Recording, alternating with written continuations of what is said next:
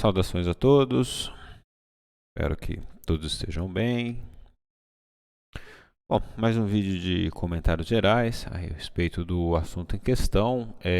Hoje, o tema central são escalas lineares para a construção de gráficos, no qual a gente vai apresentar o papel milimetrado e o papel quadriculado. Novamente, aqueles meus comentários iniciais, né? Não dê like, comente sobre o assunto lá no Google Classroom. A ideia de usar YouTube é uma ideia de compatibilidade dos diferentes dispositivos e que esse PDF ele se trata de um pequeno resumo, uma indicação de tópicos e que o assunto deve ser estendido pelo aluno mediante ao estudo das referências bibliográficas que são disponibilizadas. Nesse caso, a gente está extraindo grande parte do material dessa apostila do professor Brito. Tá? Link aqui está também disponível lá na pasta do Google Drive da disciplina. A apostila do Departamento de Física, elaborada pelo professor Marinoni. E sugiro aqui o livro de Fundamento da Teoria de Erros do Vuolo.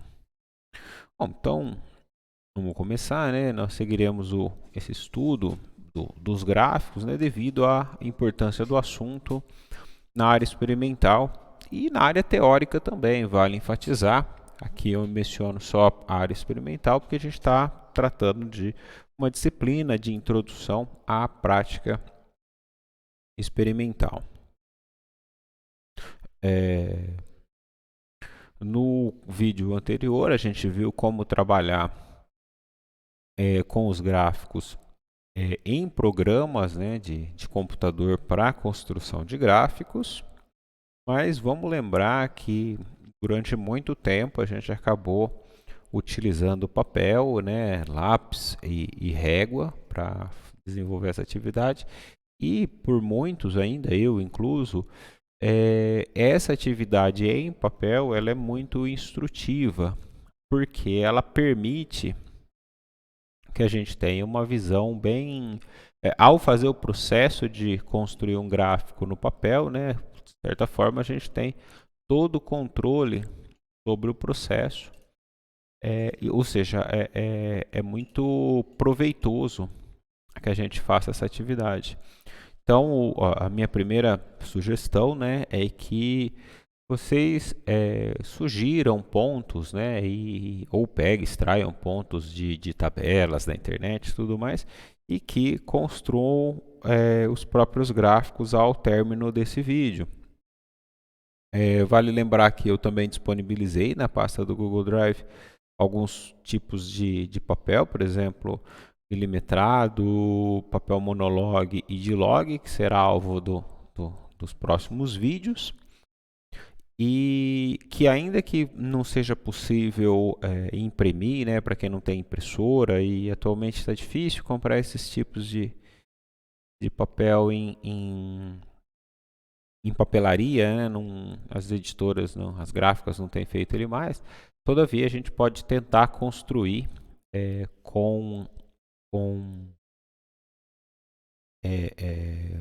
régua, né, e papel normal. Aí no caso do D-Log, monologue, aí já é um pouquinho mais difícil.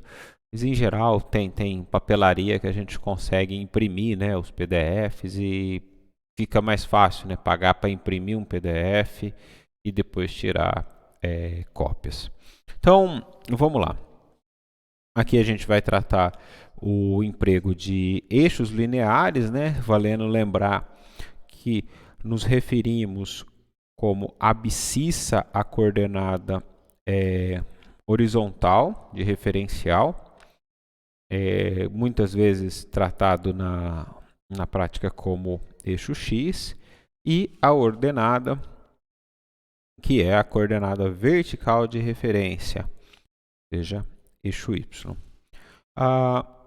No caso de escalas lineares, essas escalas elas obedecem uma correspondência entre a unidade de comprimento na escala e o valor da grandeza representada. Então, o que a gente está querendo dizer com isso? Que as divisões que a gente tem nesse eixo, elas são sempre divisões de mesmo comprimento. Ou seja, as unidades elas são lineares, né? Elas têm sempre o mesmo comprimento.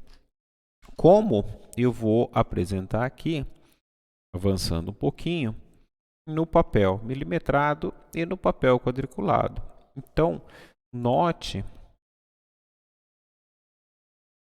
que os espaços, né, eles são sempre, vou tentar fazer aqui melhor, eles obedecem sempre tanto a menor divisão, né, como essa maior divisão, eles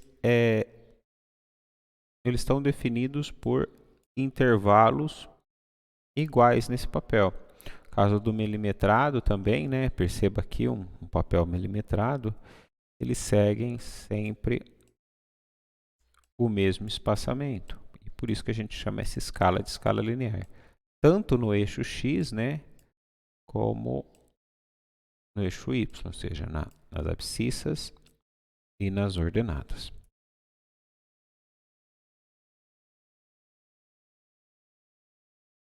E qual que é o nosso interesse nesse tipo de papel, né? Nesse tipo de construção de gráfico?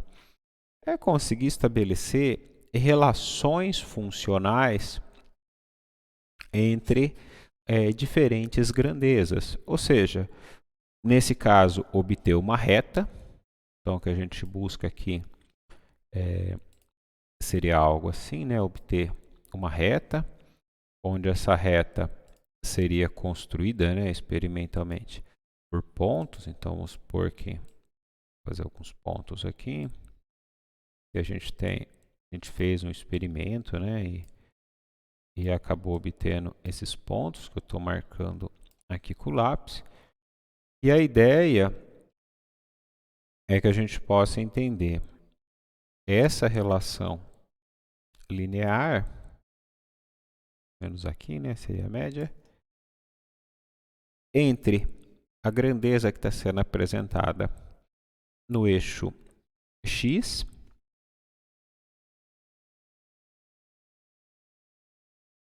e a grandeza que está sendo apresentada no eixo y. Ok? Se a gente consegue, claro que nem todas as relações elas vão ser desse jeito. Algumas vezes, por exemplo, a gente vai ter que apresentar não o valor normal, mas o valor quadrado de uma grandeza no eixo y, por exemplo, para obter uma reta.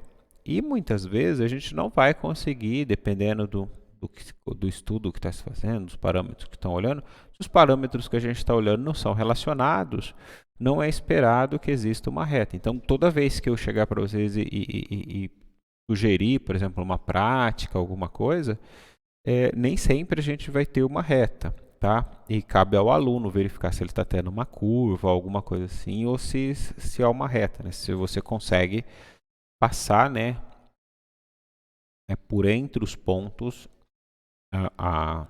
obtidos uma reta.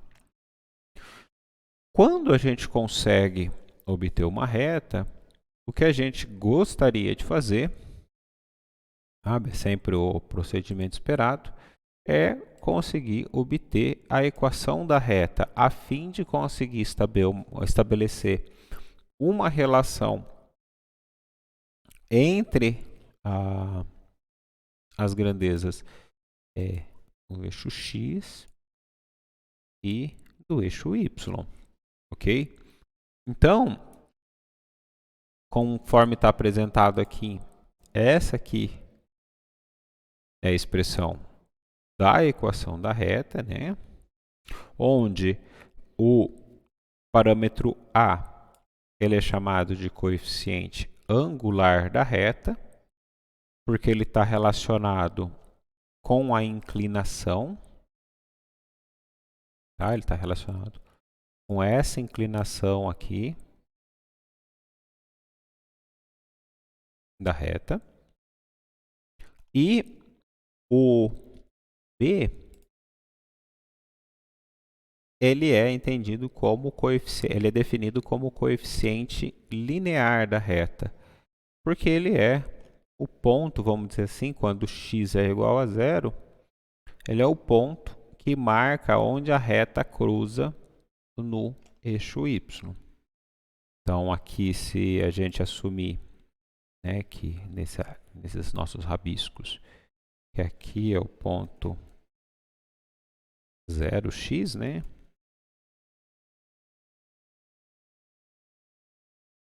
Então, nós teremos que o valor,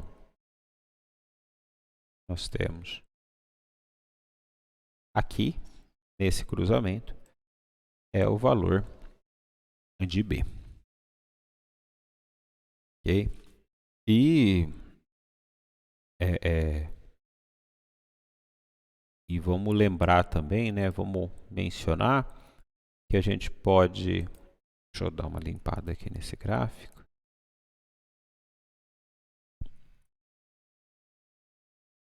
Que a gente pode sempre, né, entender quais são esses... extrair esses pontos, né? Verificando a intersecção, né? Ou seja, aqui o valor de x e o valor de y para esse determinado ponto. Aqui não passou tão em cima da reta, mas é só para ilustrar que a gente consegue definir esses pontos. Bom, e para obter a equação da reta, o que a gente vai acabar precisando? A gente vai precisar de pelo menos 2 pontos, correto? Então, qual que é a ideia? A ideia é que para a gente conseguir obter esse coeficiente angular, né? A gente vai fazer a reta aqui, colocar aqui e aqui, por exemplo, onde a gente tem interesse em obter esse coeficiente angular, a gente vai poder estabelecer a relação como y2 menos y1, ou seja, a gente está trabalhando com esse tamanho, né? Dividido por x2 menos x1, ou seja, a gente está tratando esse tamanho, e por isso que a gente escolhe 2 pontos, né? Então, por exemplo, aqui, esse ponto, eu vou marcar aqui com uma seta, seria o ponto x1, y1. Vou anotar aqui, né? Aqui seria x1, y1. E esse outro ponto aqui seria o ponto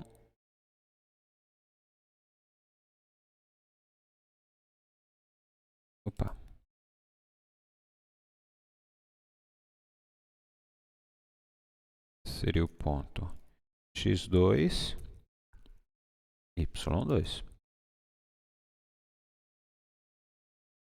E por isso que o ponto x2 é y2 menos y1 vai nos dar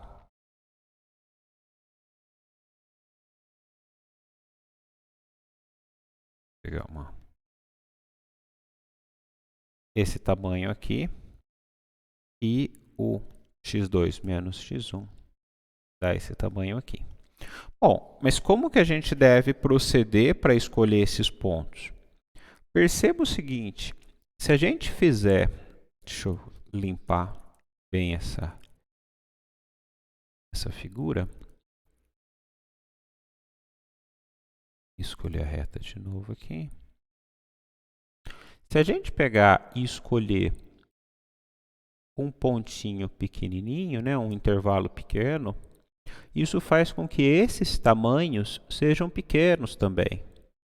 Ou seja, a gente pode ter uma imprecisão, né, da onde passa a reta exatamente e tudo mais, e isso pode gerar um erro, né, uma incerteza na nossa medida.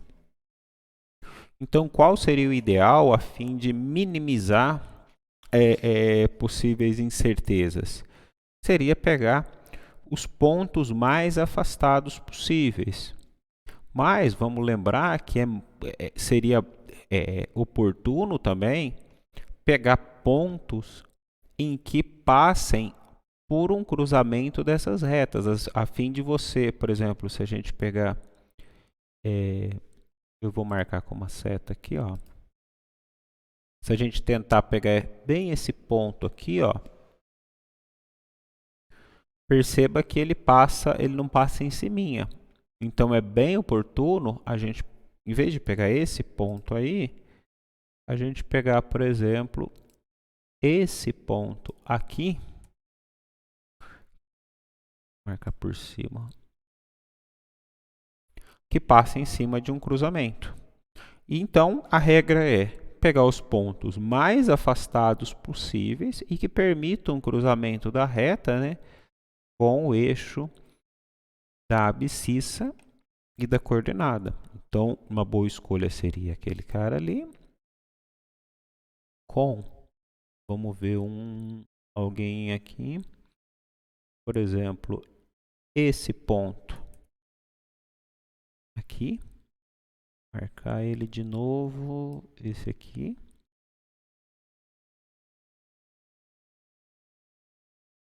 a fim de diluir, né, o nosso erro com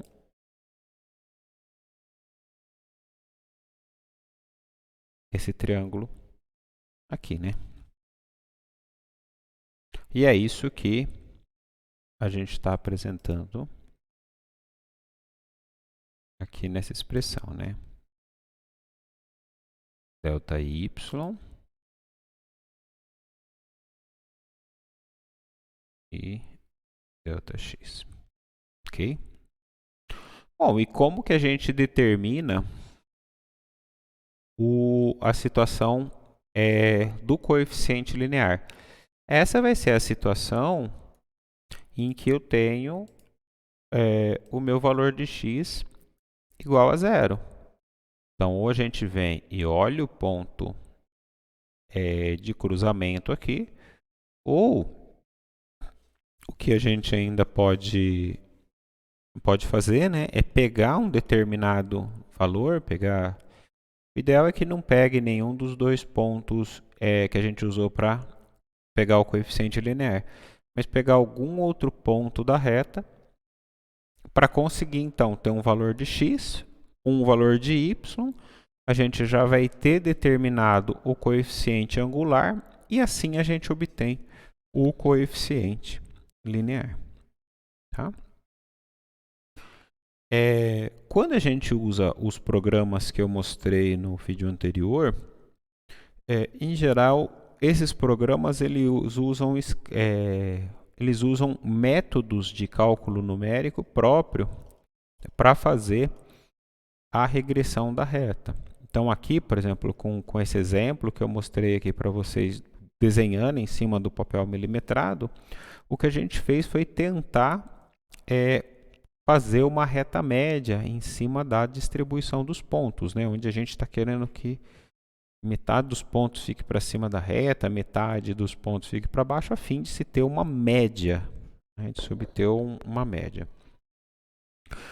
Nos próximos vídeos, eu vou apresentar para vocês o método gráfico para essa obtenção da equação da reta E também vou apresentar um dos métodos que está implementado nesses programas de construção de gráficos, que é o método dos mínimos quadrados, que é um método bastante preciso, tá? Bastante usado, bastante no termo de que basta, né? Que é suficiente para que a gente consiga obter bons resultados. Então, eu paro por aqui e a gente retoma, então, tratando esses métodos, vamos dizer assim, dando um intervalo para que vocês possam construir um papel ou pegar um papel quadriculado e praticar um pouco, tanto praticar a ideia de gerar uma tabela e construir um gráfico, como a ideia de traçar uma reta, né, e tentar obter dessa reta a equação da reta, ou seja, extrair pontos dessa reta a fim de gerar uma tabela também, pode ser essa a forma de estudo. Então, encerro por aqui, fico à disposição e até o próximo vídeo.